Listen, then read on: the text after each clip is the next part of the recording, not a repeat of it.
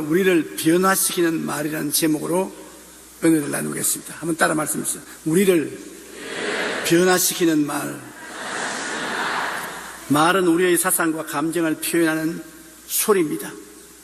그 말 소리를 듣고서 우리는 그 사람의 사상을 알고 감정을 압니다. 말을 못하거나 못 알아들으면 서로 교통이나 교제가 되지 않아서 답답합니다. 그러나 말만 해서 무슨 소용이 있습니까? 우리가 복을 나누는 말을 해야죠. 잘되게 하는 말을 해야죠. 남에게 화를 끼치게 하고 불안하게 하는 말을 해서는 안 될 것입니다. 미국의 뇌 전문학자들의 연구 보고에 의하면 우리 사람의 뇌 세포는 230억 개인데 이 230억 개 뇌 세포 중의 98%가 말의 영향을 받는다는 것입니다. 그래서 최근 의학계에서는 뇌 속에 있는 언어 중추신경이 모든 신경을 다스린다는 학설을 바탕으로 언어 치료법이 개발되었습니다. 여러분, 말이 다른 신경을 다 지배한다는 것입니다.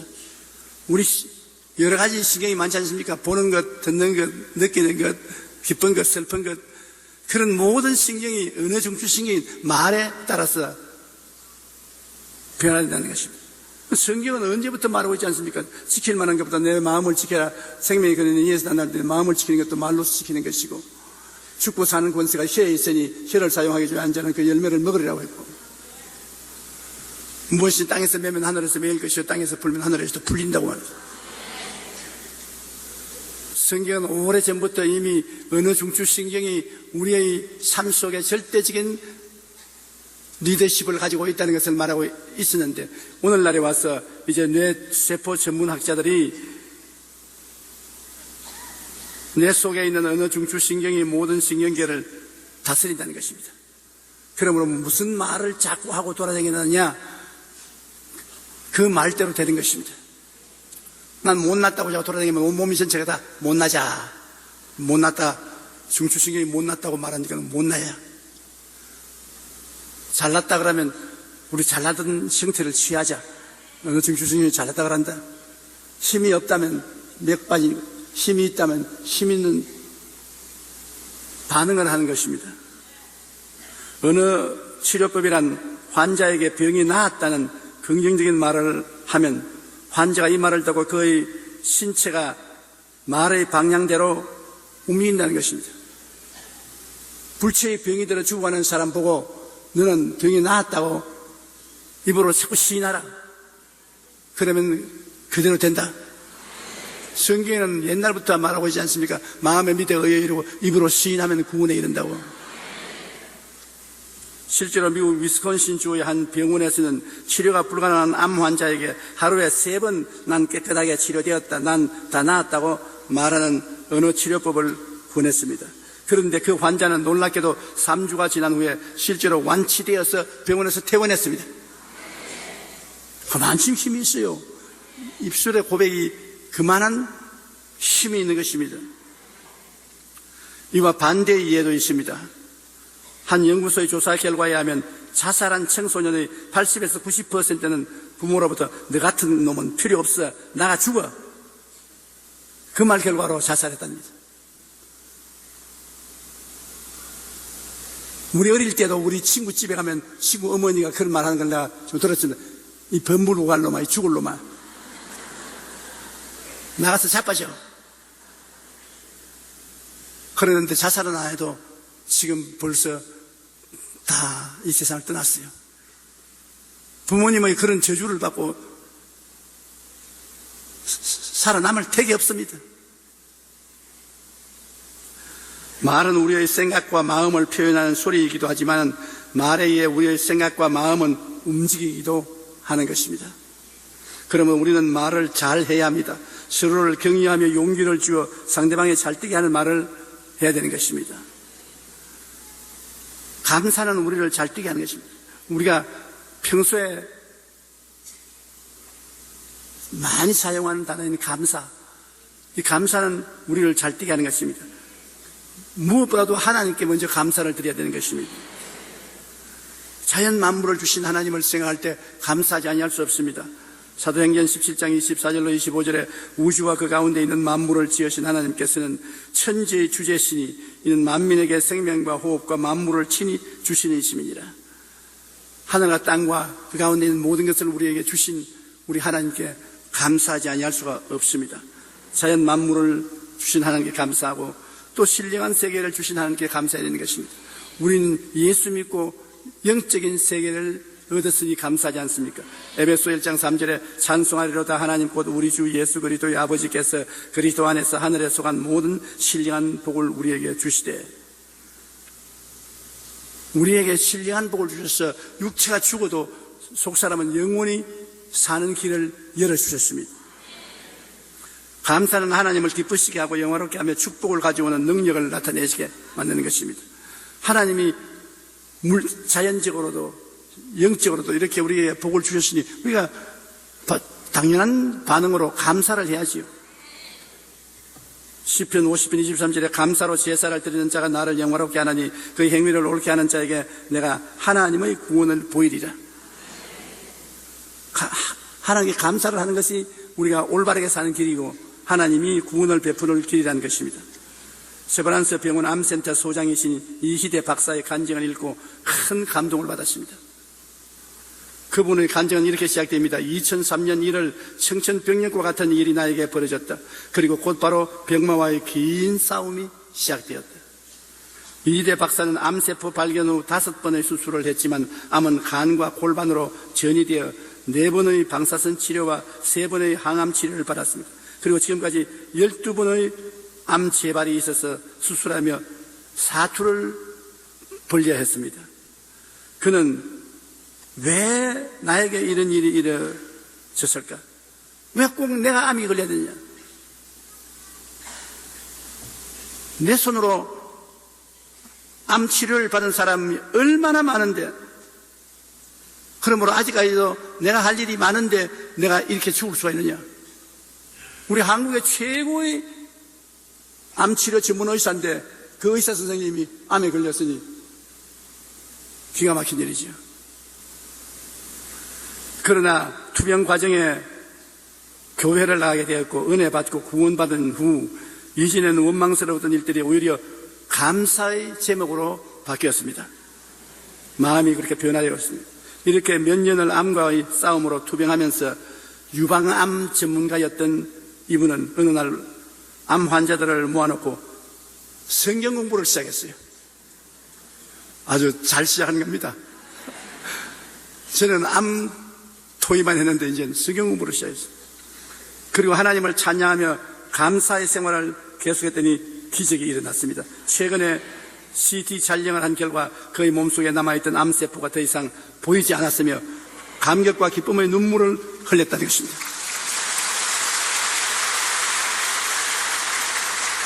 그는 지금도 환자를 진료하고 수술하는 의사로 암 발병 이후 한국유방암학회 이사장, 영동 세브란스 병원 외과 과장을 일했고 교수직은 물론 암센터 소장으로 하루를 바쁘게 보내고 있습니다. 최근에는 희대의 소망이라는 책까지 냈습니다. 여러분, 지금 처해 있는 형편과 처지가 어떠하든지 우리가 자연 만물을 지으신 하나님께 감사할 때 이처럼 놀라운 기적이 일어나게 되는 것입니다. 감사는 어찌하든지 하나님을 기쁘시게 하고 축복을 가져오는 능력이 되는 것입니다. 그러므로 우리가 감사하지 못할 때 하나님께 감사하면 하나님이 그걸 큰 제물로 받아주시는 것입니다. 2009년 11월 25일자 사이콜로지 투데이라는 잡지에는 감사에 대한 기사가 나온 적이 있습니다. 최근의 연구 결과에 의하면 규칙적으로 감사를 많이 하는 사람일수록 그들의 삶이 더욱 풍요로워진다는 것입니다. 예를 들면 늘 감사하는 생활을 하는 사람은 자신의 행동을 잘 통제하여 바람직하지 않은 습관을 극복하고 자신의 능력을 넘어서 성공하는 경우가 많다는 것입니다. 또한 일을 하면서 늘 감사하는 사람은 더욱 생산적이고 창의적이며 바른 심성을 갖게 된다고 말합니다. 연구 결과에 의하면 감사할 줄 알고 늘 긍정적이고 낙관적인 생각을 하는 사람일수록 더 오래 살고 더 행복하게 살며 더 친절하여 사랑도 더 많고 성공적인 삶을 산다는 것입니다. 감사가 갖다 주는 유익이 굉장히 많습니다. 1690년 정의기관의 권리를 설명한 프랑스의 물리학자 파뱅은 이런 말을 했습니다. 나는 세 가지 인에 늘 감사한다. 첫째는 날마다 주시는 일용할 양식이요, 둘째는 몸의 건강이요, 셋째는 영원한 삶의 소망을 주신 그 때문에 감사한다고 했었습니다. 감사는 하나님을 기쁘시게 하고 영화롭게 하며 축복을 가져오는 능력이 됩니다. 그러므로 우리는 범사에 늘 하나님께 감사해야만 하는 것입니다. 저는 과거에 예수님을 믿기 전에는 자연 환경을 통해서 하나님께 감사하지 않았습니다. 하늘이 있으려니 있고 뭐 별들이 있으려니 있고 꽃이 피고 싶었지 내가 피라고 말을 했나. 산과 들의 짐승과 있는 건 다 자연적으로 생겼어요. 감사하지 않았습니다. 그저 하늘에 태양이 있고 수목과 꽃들은 비가 오면 자라는 것이라고 생각했습니다. 그런데 예수님을 믿고 난 다음에 보니까 햇빛을 주신 하나님이 얼마나 감사한지, 공기를 주신 하나님이 얼마나 감사하고, 신선한 물을 주셔서 멋지게 하신 하나님이 얼마나 감사하며, 오곡백과를 먹고 살게 하신 하나님이 얼마나 감사한지 정말 감사가 마음에 느껴졌습니다. 아까 마사이족들 마시는 물 한번 보십시오. 흙탕물입니다. 그걸 마시고 있습니다.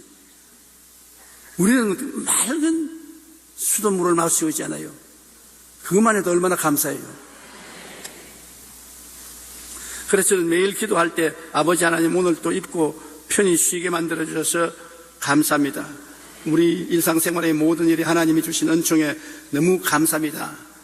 요사이는 감사하려고 애를 많이 씁니다. 하나님은 믿는 자나 믿지 않는 자나 누구에게나 골고루 햇빛과 비를 주시고 양식을 주십니다. 그것은 우리가 이 땅에 사는 동안 구원받을 수 있는 기회를 허락하기 위한 것입니다. 오래 살아야 구원받을 수 있지. 구원 안 받는 사람이 빨리빨리 죽어버리면 구원받을 시간이 없지 않습니까? 늘 자연 만물을 주신 하나님께 감사하고 생활 중에 우리에게 베풀어 주신 하나님의 크고 작은 은혜에 감사하면 하나님도 영화로움을 느끼고 여러분도 더 오래 살게 되고 행복하게 되는 것입니다. 원망과 불평은 마귀의 근본적 성격입니다. 마귀가 아담과 하와를 타락시킬 때 다른 기술로 타락신 게 아니에요. 원망과 불평으로 타락신 것입니다. 동산에 있는 모든 실과를 먹지 말라고 하더냐, 그런 말 한 적이 없어요. 불평을 이제 가지고거든. 아니라 모든 실과는 다 먹다 전학을 하는 실과는 먹지 말라. 죽을 까느라. 천만에 안 죽어. 먹으면 하나님처럼 눈이 빨라질 테니까 하나님이 셈을 해서 그렇게 말하는 것이지. 안 죽는다, 안 죽어. 너도 하나님처럼 된다. 그 유혹을 받고 보니 먹음직하고 보암직하고 지혜롭게 탐스러움지라 하와가 따먹고 아담에게 줘서 먹게 하고 하나님을 반역하게 되는 것입니다. 그러므로 원망과 불평이 마귀가 사람을 타락시키는 근본적인 기술입니다. 인간은 그 이후로 부모로부터 타고난 DNA가 불평입니다. 출애굽한 이스라엘이 40년 광야를 방황한 근본적인 원죄는 불평 아닙니까? 모세를 따라서 애굽에서 나온 이스라엘 백성은 한시도 쉬지 않고 불평했습니다. 하나님조차도 견디지 못해가지고서 다 멸해버리셨습니다. 민수기 14장 28절 29절에 그들에게 이르시기를 야훼의 말씀에 내 삶을 두고 맹세하노라. 너희 말이 내 귀에 들린 대로 내가 너희에게 행하리니 너희 시체가 이 광야에 엎드러질 것이라. 그들이 무슨 말을 했기에 하나님이 그렇게 화를 냈습니까?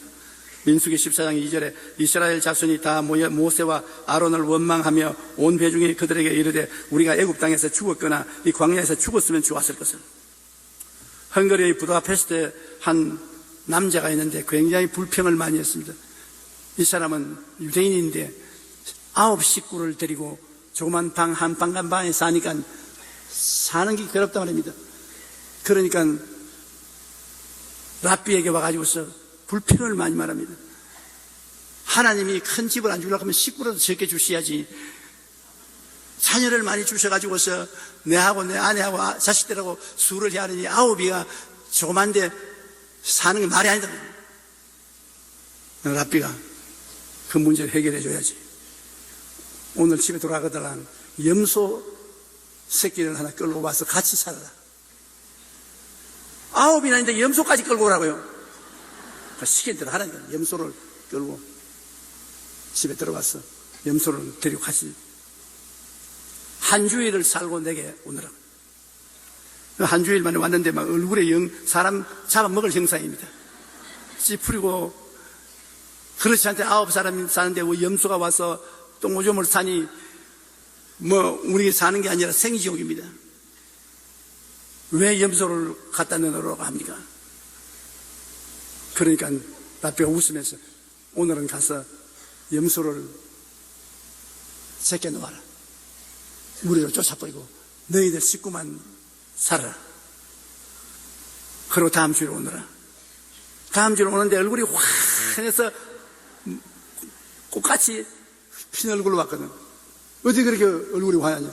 염소를 몰아내고 나니까 이제 살 것 같습니다. 우리 가족들만 오손도손 모여서 사니 얼마나 행복한지 모르겠습니다.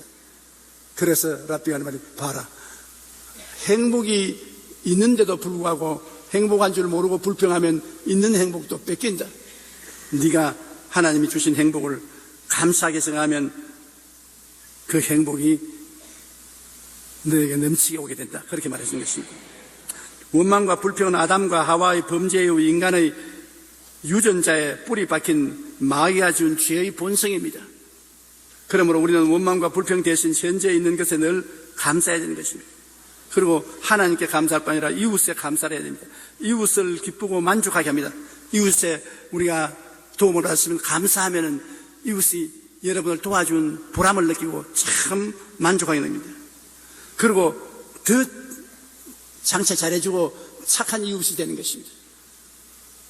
하나님께 감사하는 사람은 이웃에서도 반드시 감사해야 돼요. 남편은 아내에게 감사하고 아내는 남편에게 감사하고. 속으로 하는데 속으로 하는 건 별 효과 없어요. 귀에 들리도록 해야지. 상대도 듣고 자기도 듣고 들어야지. 불평과 원망은 사나운 이웃을 만들며 서로 미워하게 만드는 것입니다. 에베소 5장 4절에 누추함과 어리석은 말이나 희롱의 말이 마땅치 아니하니 오히려 감사하는 말을 하라고 명령하고 있는 것입니다. 로마의 극작가이자 철학가인 세네카는 이런 말을 했습니다. 인간이 만약 이미 가지고 있는 것에 대해 불만을 느낀다면 전 세계를 자신의 것으로 만들었을지라도 불행하다. 원망과 불평은 끝이 없기 때문이라고 말하는 것입니다. 지금 가지고 있는 것 감사하지 않으면 아무리 좋은 것 갖다 놔도 감사할 줄 모른다.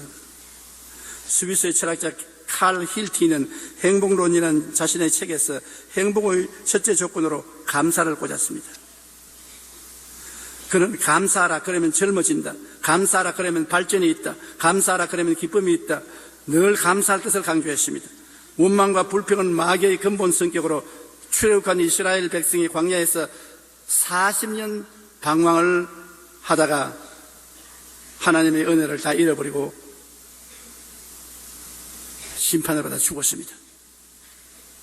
그러나 감사하는 여호수아와 갈렙은 젖과 꿀이 흐르는 가나안 땅에 들어가서 큰 축복을 받고 잘 사는 것입니다. 감사하면 끝까지 잘 살지만은 원망 불평하면은 오래 못 살고 불행하게 살다가 세상을 떠나게 되는 것입니다. 그 다음 또 우리가 흔히 늘 말하는 말이 있습니다. 찬양한다고 말하지 않습니까?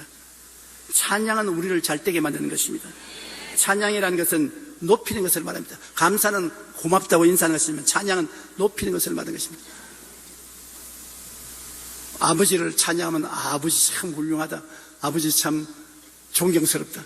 우리 어머니 참 훌륭하다. 훌륭한 어머니다. 이렇게 높이는 것을 말하는 것입니다. 우리가 찬송을 부르지 않습니까? 그건 찬송은 감사보다도 거의 하나님을 찬양하는 것입니다. 또 우리가 기도할 때도 하나님 찬양 드립니다. 예수님 찬양합니다. 우리를 위해서 피 흘려주신 그 은혜를 찬양합니다. 찬양하면 하나님이 그 찬양 속에 임하신다고 말하는 것입니다.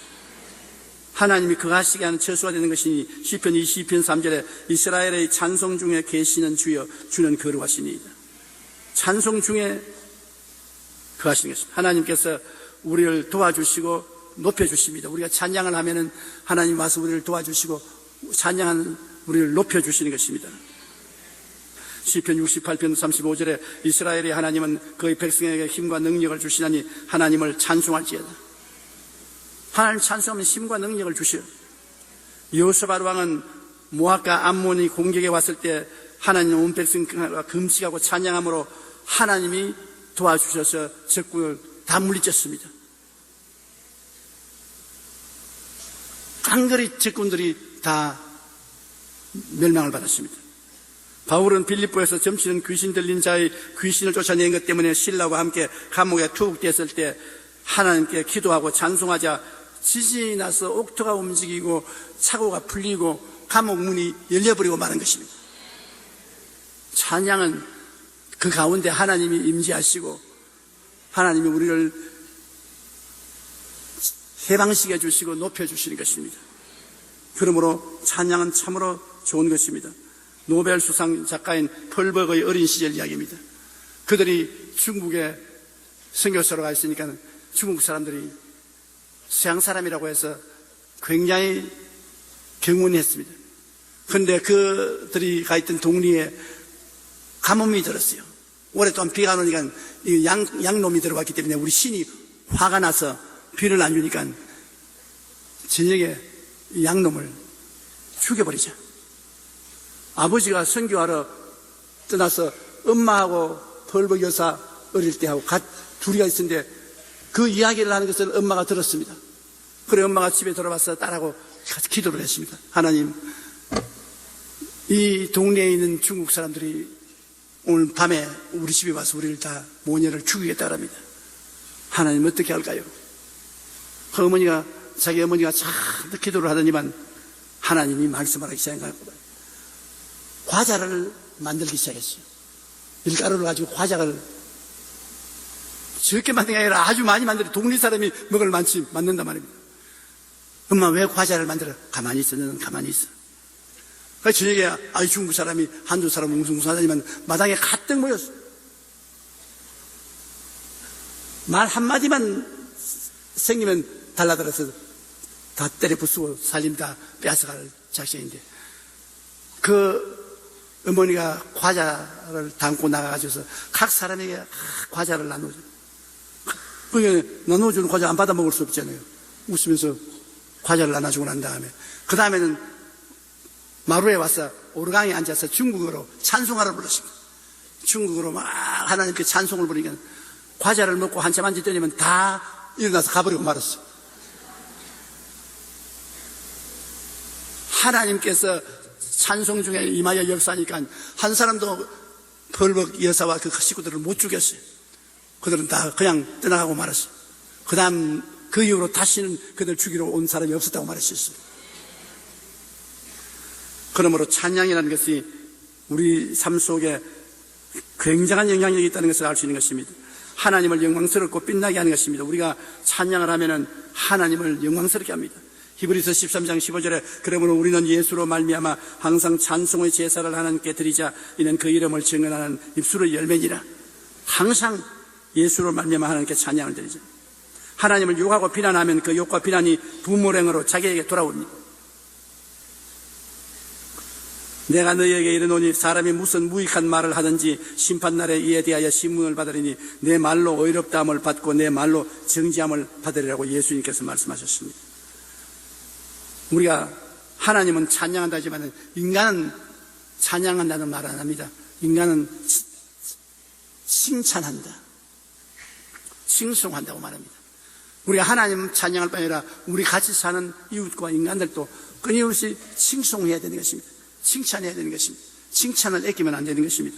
칭찬을 하면 크게 용기와 힘을 얻게 하고 더 발전하고 향상하게 하고 삶의 의미를 느끼고 기뻐하고 즐겁게 만들어주는 것입니다. 굉장한 효과가 있습니다. 잠언서 27장 21절에 도가니로 은을, 풀무로 금을, 칭찬으로 사람을 단련한다고 말했었습니다. 글쓰기를 좋아하는 소년이 있었습니다.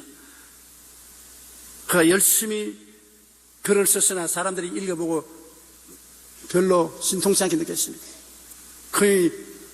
이 소년도 그냥 낙심이 되었습니다. 그래서 글쓰기를 포기해버렸습니다. 그 어머니가 그 아들을 꽃밭으로 데려가서 야, 이 꽃 좀 봐라. 아직까지 때가 안 된 꽃은 몽우리가 져 있지만 안 폈지 않냐? 때가 오면 다 아름답게 피지 않느냐? 너 문학적인 소질은 꽃봉오리와 같다. 지금 사람들 눈에 잘 안 보인다. 그러나 얼마 있으면 이것이 팍 퍼지게 되면 온 천하가 다 보게 된다.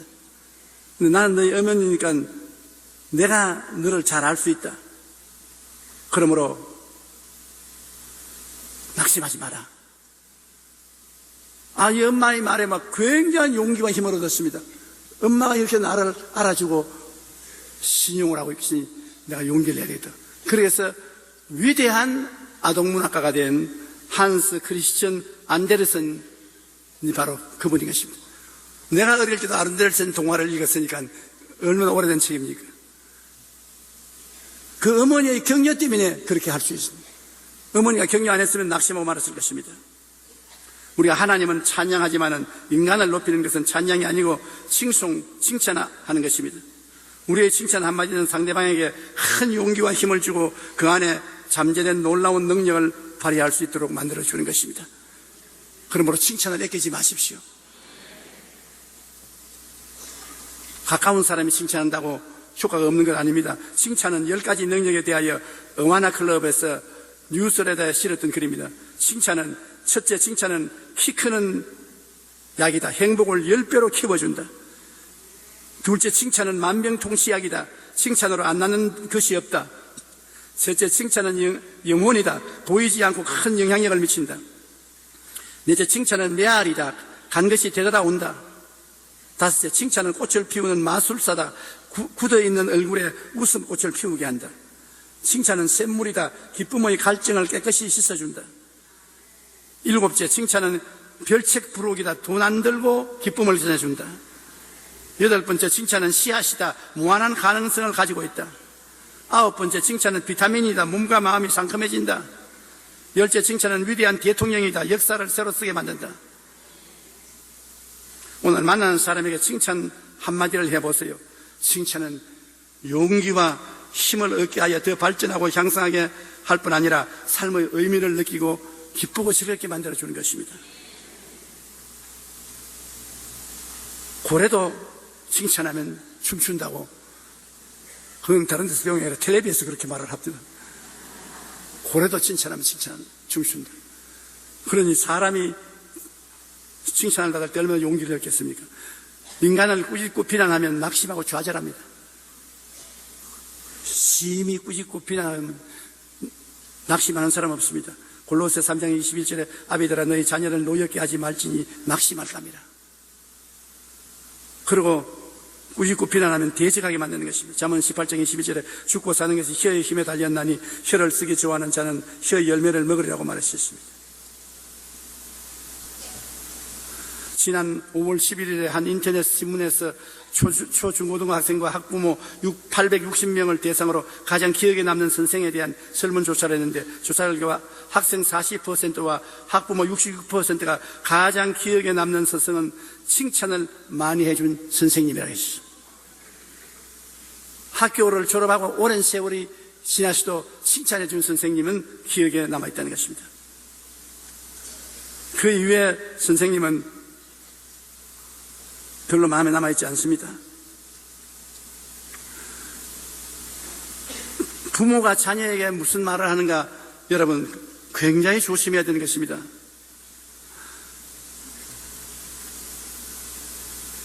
부모를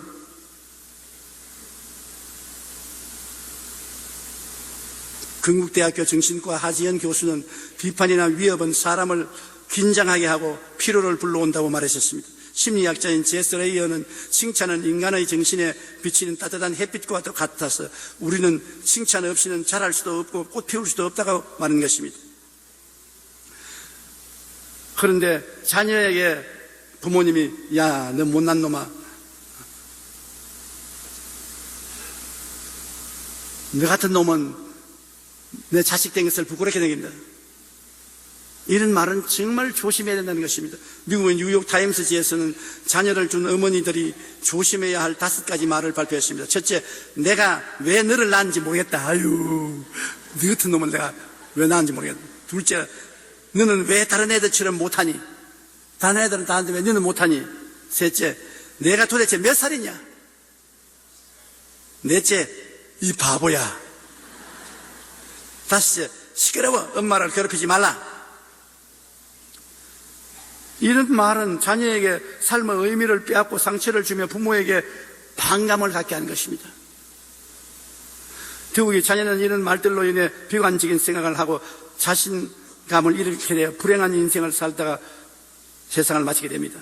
부모가 자녀에게 어떠한 말을 하느냐 하는 것은 자녀의 운명을 결정짓는 중요한 요인이 되기도 합니다. 자녀에게는 누구보다도 부모의 칭찬과 격려가 큰 용기와 힘을 주어 더욱 발전하고 향상하게 만들어주는 것입니다. 아버지 어머니가 주는 격려는 선생이 주는 격려나 칭찬보다 훨씬 효과가 있습니다. 용기와 힘을 주는 것입니다. 그러므로 우리가 평소에 감사란 말, 칭찬이라는 말을, 찬양이라는 말 보통 많이 쓰잖아요. 그 다음에 우리가 또 평소에 늘 쓰는 말 중에 축복이라는 말을 많이 씁니다. 축복하면 축복이 온다. 우리 한국 사람들은 종처럼 이웃을 축복 안 하지요. 유대민족들은 어린아이 때부터 시작해서 어른 되어서 노인이 될 때까지 만나기만 하면 축복합니다. 그렇게 축복하기 때문에 그가 유대민족이 세계적인 민족이 되는 것입니다. 성경에 보면 하나님은 축복의 하나님이십니다. 하나님 믿고 나오는데 축복 못 받는다면 도저히 있을 수가 없어요. 왜? 하나님은 아브라함을 불렀을 때 창세기 12장 2절에 내가 너로 큰 민족을 이루고 내게 복을 주어 내 이름을 창대케 하리니 너는 복이 될지라. 복 받을 거 아닙니다. 복이 된다. 네가 복이 된다. 이게 우리 하나님인 것입니다. 창세기 14장 2절에 보면 아브라함에게 가축과 은과 금이 풍부하였더라. 아브라함의 아들 이삭은 어떻게 했습니까? 하나님이 창세기 26장 12절로 13절에 보면 이삭이 그 땅에서 농사하여 그해 100배나 얻었고 야훼께서 복을 주심으로 그 사람이 장대하고 왕성하여 마침내 거부가 되었다. 아브라함의 하나님, 이삭의 하나님. 그 다음 야곱의 하나님은 어떻게 했습니까? 이스라엘의 하나님. 창세기 31장 42절로 43절에 튼튼한 것은 야곱의 것이 된지라 이에 그 사람이 매우 번창하여 양떼와 노비와 낙타와 나귀가 많았더라. 삼촌집에서, 외삼촌집에서 머슴살이에서 벌은 돈입니다. 야곱이 바담 아람에서 돌아오며 하나님이 다시 야곱에게 나타나서 그에게 복을 주시고, 그 다음에 요셉은 어떻습니까? 애굽의 종으로 팔려갔습니다. 종으로 팔려간 요셉이 하나님이 종으로 내버려 놓지 않고 끌어주셔서 애굽의 국무총리가 됐습니다. 바로 왕 다음으로 높은 사람이 됐어요. 그러므로 하나님은 어떤 하나님입니까? 아브라함의 하나님, 이삭의 하나님, 야곱의 하나님은 백만장자의 하나님이시고 축복의 하나님인 것입니다. 그런데 왜 우리는 이 하나님을 모시면서 하나님은 축복해 주지 않는다, 나는 헐벗고 굶주린다, 나는 낭패한다, 실패한다, 나는 못 산다, 그런 방정맞은 소리 합니까? 어디 하나님이 그렇게 생각하십니까? 내 마음을 다하고 뜻을 다하고 정성을 다하고 목숨을 다하여 주 하나님을 섬기고 경배하면 하나님이 우리들을 축복해 주시는 것입니다. 그리고 우리가 서로 만나면 자꾸 축복을 해야 돼요. 성경에 보면 아들을 못 낳는 한나가 성전에 가서 통곡을 하고 울고 있으니까 세상에 엘리가 왜 우느냐, 그 아들을 못 낳아서 운다 그러니까 네 마음의 소원이 이루어지기를 바란다고 축복해 주십니다. 그러자마자 집에 가서 아들 낳았어요. 그 다음 그 아들 사무엘로 교회에 바치고 난 다음 세상에 한마디 더 했어요. 이 사무엘을 하나님 제사장으로 바쳤으니까 더 많은 아들, 딸을 주어서 하나님이 너희 가정을 복되게 하기를 원한다고 했습니다. 그러시면 집에 돌아와서 그렇게 전혀 어린애기를 못 낳던 한나가 애를 여러 명 낳았습니다. 신실하고 참된 믿음으로 축복을 하면 그 축복이 임하는 것입니다. 무엇보다도 가족들을 축복을 해야 돼요. 예수님도 축복을 하십니다. 성천하시기 전 베다니 앞까지 나가서 손을 들어 제자들을 축복하셨. 어린아이들을 안고 그들 위에 안수하시고 축복하였습니다. 히브리서 11장 20절로 22절에 보면 믿음으로 이삭은 장차 있을 일에 대하여 야곱과 에서에게 축복하였으며 믿음으로 야곱은 죽을 때 요셉의 각 아들에게 축복했다고 말하는 것입니다. 유대인들의 전통적인 아동교육에서는 축복하는 일을 가장 중요하게 여긴다고 말했습니다. 유대인들은 아이가 태어나면 제일 먼저 축복합니다. 이 아이의 생일이 되면 최고 절정은 축복의 메시지를 주는 것입니다. 바르 미츠바라는 성인식에서도 최고의 절정은 랍비와 부모 이웃이 모여 어른이 된 아이를 축복하는 것입니다. 부모는 아이가 학교에 입학할 때 축복하고 여행 떠날 때 전쟁에 나갈 때 축복합니다. 또한 부모가 자신의 인생이 다 했을 때 자녀를 불러가 유언과 같은 마지막 축복을 남깁니다. 이처럼 태어날 때부터 가족들로부터 늘 축복의 말을 들은 유대인은 오늘 지구상에서 가장 영향력 있는 민족이 된 것은 당연한 일인 것입니다. 들어오며 나가며 축복의 꼴을 먹었으니 축복을 안 받을 수가 없습니다. 우리가 축복하면 하나님이 같이 따라와서 축복을 하시고 우리가 저주하면 하나님이 따라오셔서 같이 저주하시는 것입니다. 아브라함 보고 뭐라고 하시면 너에게 복 주는 자에게 복 주고 저주하는 자에게 내가 저주하겠다 그러시죠. 그러므로 그냥 가만히 입을 놀려주지 마시고 집에 있으면 같은 값이면 자꾸 축복을 하시라고요. 아유 우리 맏아들 참 훌륭하지. 정말 건강하고 공부 잘하니 감사하다. 더욱 하나님이 축복해 주시기를 바란다. 아유 둘째 아들 너 마음에 더 행복하고 더 평안하고 기쁘게 복 주시기를 바란다. 아유 딸내미 좋은 데 시집 가기로 축복한다. 좋은 신랑감 만나기를 바란다. 우리 남편 건강하게 직장에 잘 나가고 일찌감치 집에 돌아오기를 축복합니다.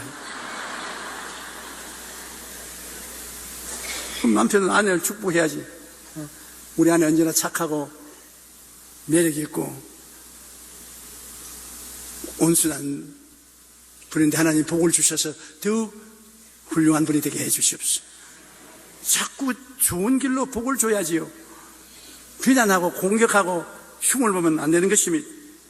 우리는 신실하고 참되며 믿음으로 우리의 자녀들에게 언제나 축복의 말을 해줘야 합니다.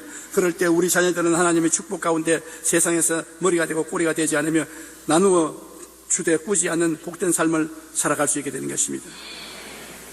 우리는 우리를 선하게 변화시키는 말을 늘 습관적으로 말해야 됩니다. 우리 입에서 감사합니다, 찬양합니다, 축복합니다는 말은 항상 끊어지지 않아야 되는 것입니다.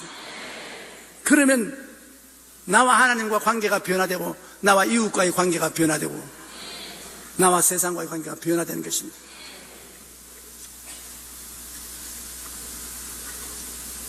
지그지글러의 정상의 법칙에는 이런 말이 있습니다. 지구상에서 30억의 인구가 매일 밤 굶주린 배를 움켜쥐고 잠자리에 들어가는데 그보다 많은 40억 인구가 매일 밤 따뜻한 격려의 말 한마디를 아쉬워하며 잠자리에 들어간다. 우리 역시 따뜻한 격려와 칭찬을 원합니다. 그런데도 이처럼 소중한 칭찬과 격려의 말을 하는데 인색합니다.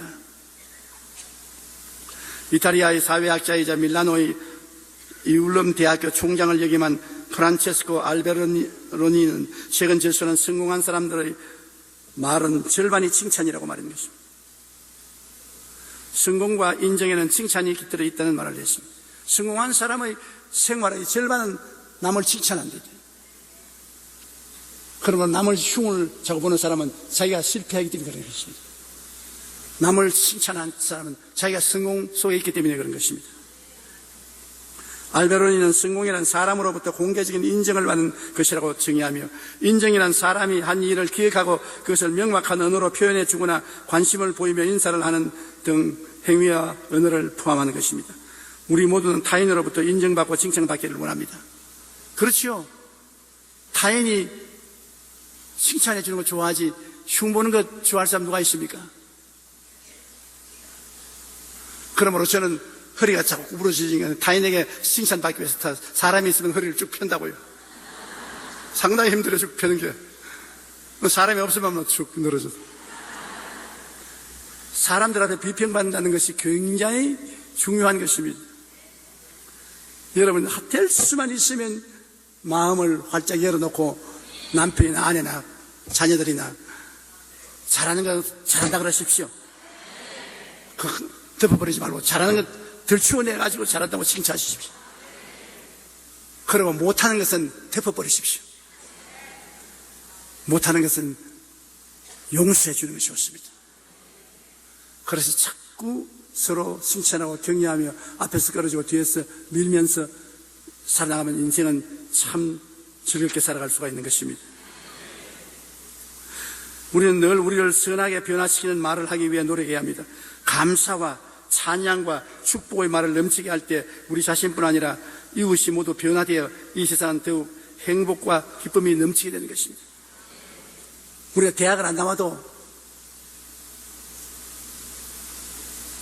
연구소에 가서 연구를 안 해도 감사는 할 줄 압니다. 찬양은 할 줄 압니다. 축복은 할 줄 압니다. 이 세 가지만 여러분 일상생활에 하면 여러분에게 행복이 끝나지 않습니다. 좋은 일이 끝이지 않고 다가오는 것입니다. 그래서 하나님이 항상 기뻐하라, 쉬지 말고 기도하라, 범사에 감사하라. 그리스도 예수 안에서 너희를 향하신 하나님의 뜻이라고 했는데, 여러분, 하나님의 뜻을 쫓아 하나님이 그 기능을 주셨으니까 우리는 언제나 감사하고 언제나 하나님을 찬양하고 이웃을 칭찬하고 언제나 축복하는 여러분 되시기를 바랍니다. 오늘 여러분의 하나님의 축복이 넘치시기를 축원합니다. 다 같이 고개에서 기도드리겠습니다. 사랑이 많으신 우리 아버지 하나님, 우리가 복을 받을 수 있는 평범한 길을 우리가 쫓지 않고 따르지 않을 때가 많습니다. 하나님, 감사로, 찬양과 칭찬으로, 축복으로 우리 환경에 하나님의 영광이 나타날 수 있는 것을 깨달아 알게 해주심을 감사합니다. 내 아버지 하나님, 그냥 지나가지 말고 이 세상에 채소에 소금치듯 우리의 마음속에 감사와 찬양과 축복으로 소금치게 도와주시옵소서. 예수님 이름으로 기도합니다.